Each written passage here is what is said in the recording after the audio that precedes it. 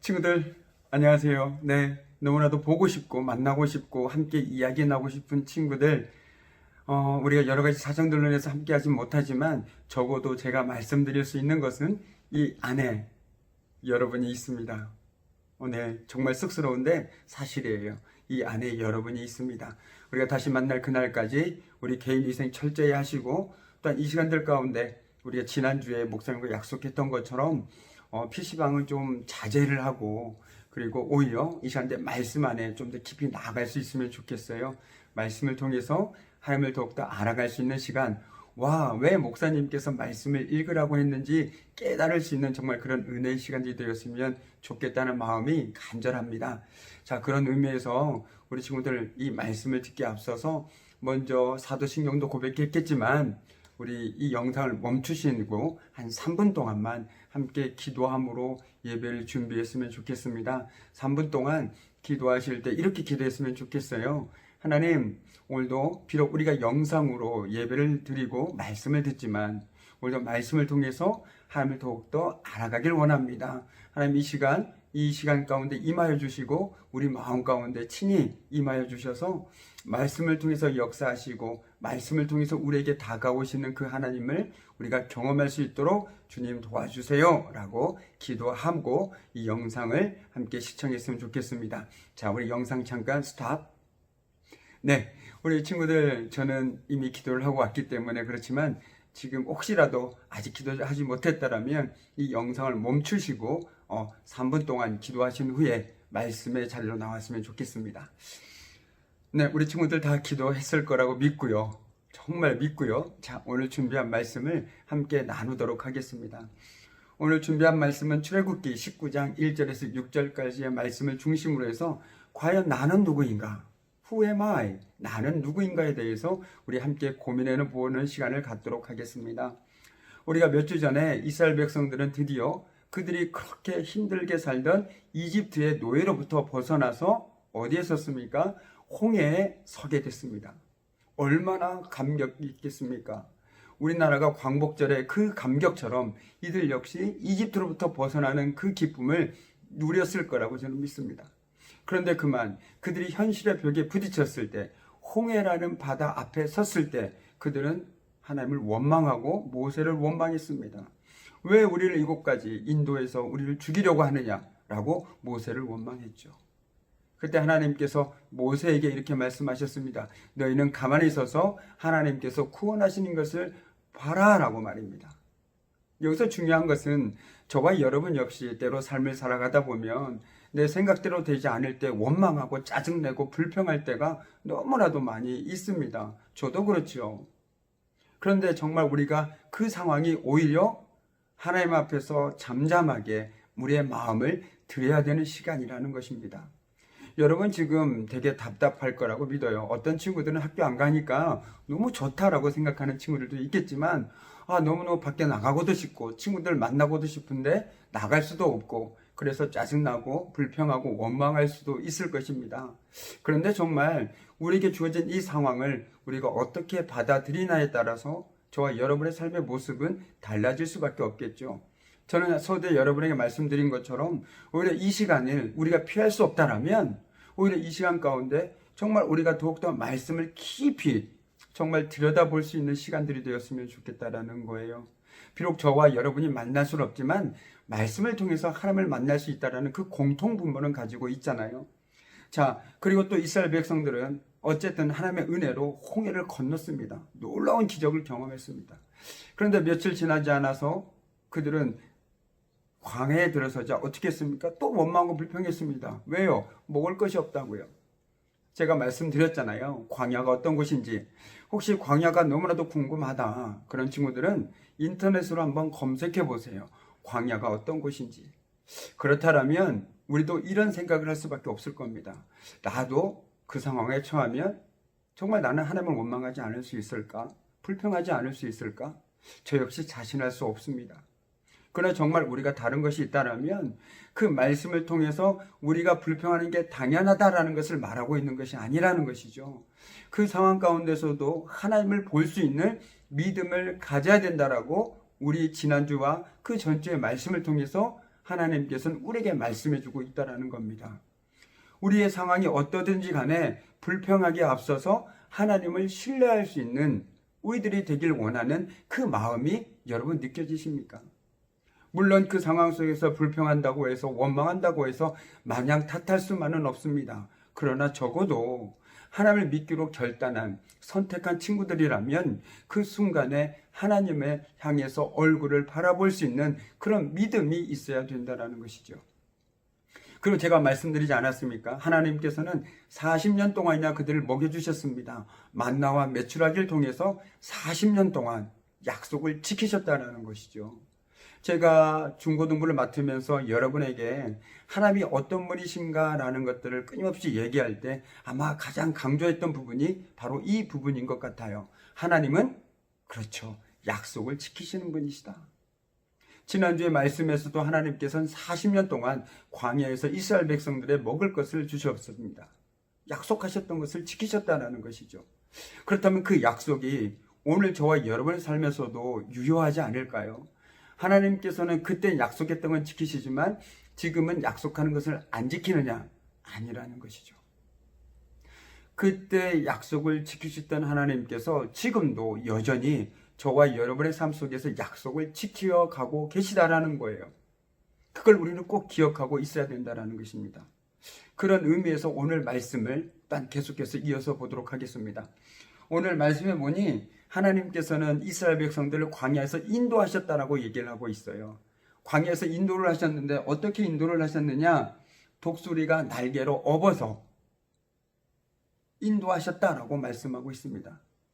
여러분 알고 있는 친구들도 있을 텐데요. 독수리는 쉽게 말하면 독수리의 남다른 교육법이 있습니다. 그 남다른 교육법이라는 것이 독수리는 새끼 독수리를 높은 절벽 위에 데리고 가요. 그리고 높은 둥지에서 알을 낳아 부화시키고 먹이를 날아서 열심히 키웁니다. 그래서 어느 정도 새끼가 자랐을 때 그만 둥지를 해서 그 절벽 밑으로 밀어버립니다. 새끼를요. 날개짓하며 새끼는 어떨까요? 엄마가 왜 이럴까? 엄마가 왜 날 밀어버리지? 살려고 바둥바둥 치지 않겠습니까? 정말 위급한 순간에 갑자기 독수리가 다시 어미 독수리가 날아와서 그 새끼 독수리를 없습니다. 그렇게 끊임없이 반복되는 것들을 통해서 독수리가 스스로 날 수 있게 도와준다는 것이죠. 오늘 이스라엘 백성들의 삶의 모습이 이와 비슷하지 않습니까? 하나님께서는 마치 독수리의 새끼가 절벽에서 떨어졌을 때 엄마는 왜 나를 미는 거야? 이러면 차라리 나를 낳지나 말지 원망하고 불평하지 않았겠습니까? 열심히 살려고 발버둥 칠 때 정말 더 이상 할 수 없을 때 어미새가 날아와서 그 새끼새를 보듬어 안습니다. 이스라엘 백성들은 홍해에서도 그랬고요. 만나와 메추라를 먹는 그 사건에서도 그랬고요. 왜 이러냐고 끊임없이 불평하고 원망했다라는 거. 그런데 그 상황 속에서 하나님께서는 어떻게 하셨습니까? 그들을 마치 독수리 어미가 새끼가 절박한 상황에서 업어 나르듯이 그들을 인도하셨다라는 거예요. 오늘 말씀에서 중요한 키포인트가 두 개가 있습니다. 먼저는요, 하나님께서는 우리를 인도하시는 분이시라는 거예요. 마치 독수리 새끼가 정말 절대절명의 순간에 어미 독수리가 날아와서 그를 업어서 인도하듯이 하나님께서는 때마다 일마다 우리 삶 속에 함께 하시고 우리의 걸음걸음을 인도하고 계시다라는 거예요. 언젠가 제가 여러분에게 말씀드린 거 기억하실 겁니다. 하나님께서는 우리 삶의 진정한 주인이 되신다라고 말씀하셨죠. 하나님께서 저와 여러분의 삶의 걸음걸음을 인도하신다라고 말씀을 드렸습니다. 정말 그걸 믿음으로 고백할 수 있는 친구라면 지금 당장의 나의 삶이 혹 내 계획들이 내 뜻대로 되지 않는다고 할지라도 어떻게 할 수 있을까요? 오히려 그 상황 속에서 하나님의 뜻이 있을 거야 라고 생각하며 더 열심히 살지 않을까요? 마찬가지입니다. 이 고백, 하나님께서 내 삶을 인도하신다라는 이 고백에는요, 그냥 내가 어떻게 하든 하나님께서 나를 지켜주실 거야 라는 막연함이 아니라는 겁니다. 정말 하나님께서 내 삶을 인도하신다라면, 그것을 믿음으로 고백하는 친구라면, 아니 적어도 믿음으로 받아들일 수 있는 친구라면 지금 내 상황에 결코 흔들리지 않는다는 거예요. 오히려 내가 지금 무엇을 해야 될까 더 고민하게 된다는 거죠. 더 질문하게 된다는 거예요. 하나님, 내가 무엇을 해야 할까요? 하나님, 내가 어떻게 살아야 할까요? 내가 어디로 가야만 정말 하나님께서 원하시는 길일까요? 이 물음표가 끊임없이 여러분을 뒤쫓아오지 않겠습니까? 하나님께서 여러분의 삶을 인도하신다라는 그 고백을 가지고 살아갈 때만이라는 거죠. 저 역시 마찬가지입니다. 하나님께서 저의 삶을 인도하고 계시다라는 거 믿습니다. 그렇기 때문에 저는 끊임없이 물음표를 가슴에 품고 살아갑니다. 하나님, 어떻게 살아야 할까요? 하나님, 이 만남 가운데서 저에게 원하시는 것이 무엇일까요? 하나님, 제가 어떤 것들을 해야 정말 하나님이 기뻐하시는 길일까요? 끊임없이 묻고 고민하지 않겠습니까? 왜요? 하나님께서 내 삶을 인도하고 계심을 고백할 수 있기 때문에 그렇다라는 겁니다. 여러분은 학생이잖아요. 물론 지금 여러분 학생의 자리에서 여러분이 할 수 있는 건 분명한 한 가지가 있습니다. 열심히 공부해야 된다는 거죠. 그러나 다른 것이 있다면 하나님께서 내 삶을 인도하신다는 걸 고백할 수 있는 친구라면, 하나님, 내가 공부를 열심히 해서 아니면 혹은 내가 어떤 길을 찾아 나서야 될까요? 끊임없이 같이 고민하면서 공부하지 않겠습니까? 무조건 좋은 대학, 좋은 곳을 가기 위해서 공부하는 것이 아니라 정말 내가 하나님께서 원하시는 그 인도하심을 쫓아 살기 위해 고민하면서 정말 그것들을 위해 준비하는 그 과정들이 아닐까라는 생각이 든다는 겁니다. 여러분, 잊지 마십시오. 하나님께서는 여러분의 삶을 인도하고 계십니다. 아울러 저의 삶도 인도하고 계시죠. 그 하나님의 인도하심 가운데 오늘 저와 여러분이 만나서 이렇게 또 함께 하나님의 말씀을 나누고 만나고 교제하는 것 아니겠습니까? 여러분, 절대 잊지 마십시오. 다른 것은 다 있더라도 하나님께서 내 삶을 인도하신다. 이 짧은 한 문장이지만 이 한 문장이 여러분의 한 주의 삶을 쉬어 감을 때, 여러분 때로는 불평할 수 있는 그 상황 속에서도 아니야, 내가 마냥 불평할 건 아닌 것 같아. 오히려 하나님께서 지금 이 상황에서 나에게 원하시는 게 있을까? 왜 나에게 이런 상황이 주어졌을까? 라고 물어볼 수 있지 않을까요? 그런 의미에서 여러분에게 제안합니다. 여러분, 한 주 동안 살아가실 때 하나님께서 내 삶을 인도하신다. 하나님께서 내 삶을 인도하신다. 그게 무슨 뜻이지? 라는 것들을 끊임없이 한번 고민해 봤으면 좋겠어요. 하나님께서 내 삶을 인도하신다라는 것이 어떤 지식적으로 머무르는 것이 아니라 그 의미가 내 삶에서 과연 어떤 의미가 있는지 한번 고민해 보자라는 거예요. 그리고 정 고민하다 모르겠으면 목사님에게 그리고 선생님들에게 한번 전화해 보시라는 거예요. 그게 정말 하나님께서 원하시는 우리 믿음의 삶이 아닐까 생각이 듭니다. 또 하나는 뭐냐면요. 하나님은 반드시 언약을 지키시는 분이라는 거예요. 하나님 우리처럼 약속을 남발하시는 분이 아니라는 거죠. 그렇기 때문에 저는 그 하나님을 믿을 수 있다라는 거예요. 하나님께서 너의 삶을 인도하신다라는 그 말씀을 지키시는 분이기에 저는 그 하나님을 신뢰할 수 있다라고 말씀드렸습니다. 여러분, 설령 사람들을 믿을 수는 없지만 하나님만은 세상 그 무엇이 변한다고 할지라도 결코 변하지 않는다라는 사실, 우린 잊지 말아야 될 것 같습니다. 왜 저와 여러분이 하나님의 말씀을 듣고 하나님의 말씀을 믿으며 살아가길 소망하십니까? 하나님은 우리가 약속하시고 그 약속을 결코 잊어버리거나 바꾸시거나 하신 분이 아니라는 겁니다. 그렇다면 여러분에게 하나 묻고 싶습니다. 내가 하나님을 믿는다는 것이 어떤 걸까요? 내가 그리스도인이라는 게 무슨 뜻일까요? 그건 다른 데 있는 것 같지 않습니다. 물론 교회 나와 예배를 출석하고 말씀을 보고 이것들은 기본적인 것 때문에 더 이상 얘기하진 않을게요. 그러나 내가 하나님을 믿는다, 그리스도인이다 라고 말하는 건 뭐냐면 하나님의 말씀하신 대로 나는 살아간다 라는 뜻이 포함되어 있다고 저는 말씀드리고 싶어요. 무슨 말이냐면 하나님께서 나에게 말씀하셨을 때 그 말씀대로 나는 살아간다라는 거예요. 정말 그 사람이 그리스도인이라는 거죠.